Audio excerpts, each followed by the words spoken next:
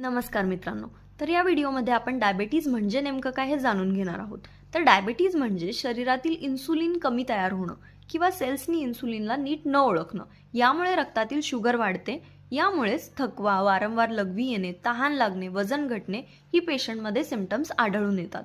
तर होमिओपॅथीमध्ये काय ट्रीटमेंट आहे? होमिओपॅथी फक्त शुगर कमी करत नाही, तर शरीराचा इन्सुलिन मेकॅनिझम रिस्टोर करतं. म्हणजे औषध शरीराला आतून बॅलन्स करतं. पॅनक्रियाज, लिव्हर आणि मेटाबॉलिझम सुधारतं.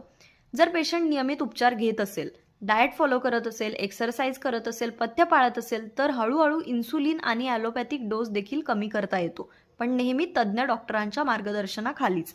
या व्यतिरिक्त गोड पदार्थ, साखर, भात, मैदा टाळणे आणि 30 मिनिटे दररोज वॉक करणे, कपालभाती, सूर्यनमस्कार सारखी योगासने देखील करा.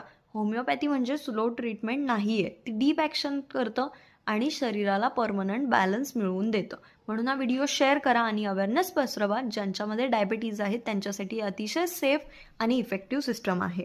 कारण होमिओपॅथी म्हणजे एक आशा आहे, विज्ञान आहे आणि उपचार.